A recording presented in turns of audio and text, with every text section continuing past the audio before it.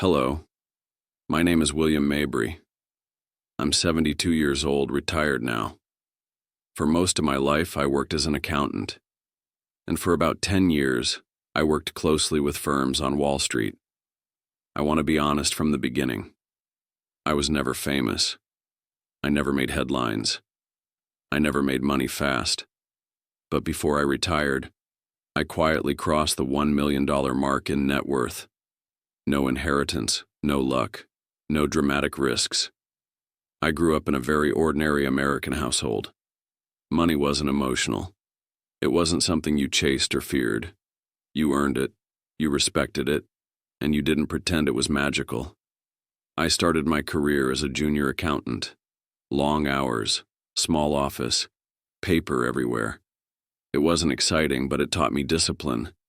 Numbers don't lie, people do. In my 40s, I began working in roles connected to Wall Street operations. That period changed how I understood money and people forever. When I first arrived, what struck me wasn't the money. It was the confidence. Everyone sounded sure. Sure about markets. Sure about the future. Sure about themselves. I remember one trader clearly. Young, sharp suit, loud voice. Always surrounded by people. He made more money in 1 year than I made in several. One evening, after a bad week in the markets, we stood near the elevators. He joked like always, but I noticed his hands shaking. He said it was nothing, just stress. Later, I learned he had borrowed heavily to support a lifestyle that assumed bonuses would never stop. A future already spent. That was my first close look at how fragile high income can be. From the outside, Wall Street looks rich. From the inside, it often feels nervous. Then came my first real crisis.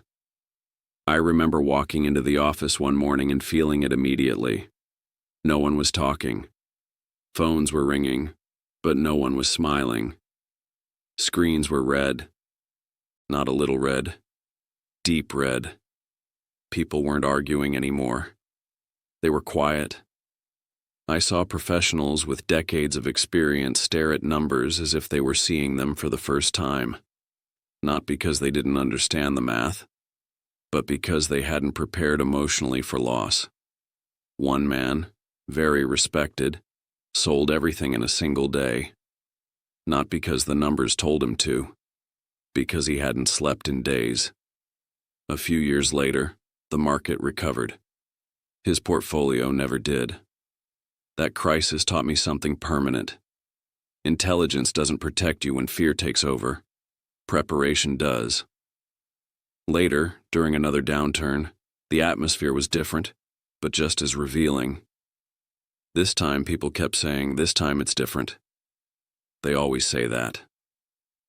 I watched people explain away obvious risks, because admitting them would mean changing their lifestyle.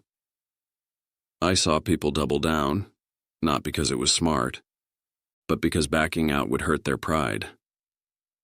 When the fall came, it was fast. Desks emptied, careers ended quietly. What stayed with me wasn't the money lost. It was how many people had no plan beyond hope.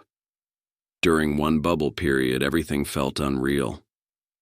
People talked about markets like they talked about sports teams. Everyone had an opinion. Everyone felt smart. I sat in meetings where someone would passionately describe a once-in-a-lifetime opportunity. Urgency, fear of missing out, big promises. Then I'd go back to my desk and look at long-term charts. 20 years, 30 years. Most of the excitement disappeared when you zoomed out. Working near Wall Street through multiple cycles changed how I viewed risk. People think risk is volatility.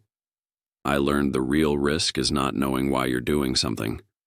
Most people were reacting to headlines, to rumors, to each other. Very few were acting based on a calm, written plan. I noticed a small group of people who survived every crisis. They weren't the loudest. They weren't the boldest. They arrived early, left quietly, stayed boring, They didn't chase trends. They didn't panic. They didn't celebrate too much when things went well. They almost never talked about money, but they almost always had it. I decided early that I didn't want excitement. I wanted stability.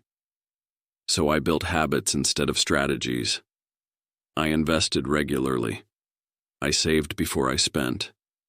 I lived below my means even as my income grew. Some people thought I was too conservative. Maybe I was. But I slept well during crises. And I noticed many others didn't. I wasn't trying to beat the market. I wasn't trying to be impressive. I focused on being consistent while others burned energy reacting. Compound interest isn't dramatic. It doesn't show up on television. But it's relentless. By the time retirement approached, nothing surprising happened. There was no miracle. The numbers had been visible for years. Wealth, in my experience, doesn't arrive suddenly. It arrives quietly, after decades of reasonable decisions. Looking back now, at 72, I wouldn't tell my younger self to take bigger risks. I'd tell him to stay patient and ignore noise. You don't need special access. You don't need secrets. You don't need brilliance. You need discipline when others are emotional, patience when others are impatient, and a plan that exists on paper, not just in your head. Money doesn't reward intelligence as much as it rewards behavior. I've seen very smart people destroy themselves financially, and very ordinary people build quiet, stable wealth. If there's one thing I hope you take from this, it's this. Your future isn't built in dramatic moments. It's built in small, boring choices repeated over a long time. My name is William Mabry. Thank you for listening. Take care of your future. It arrives faster than you think.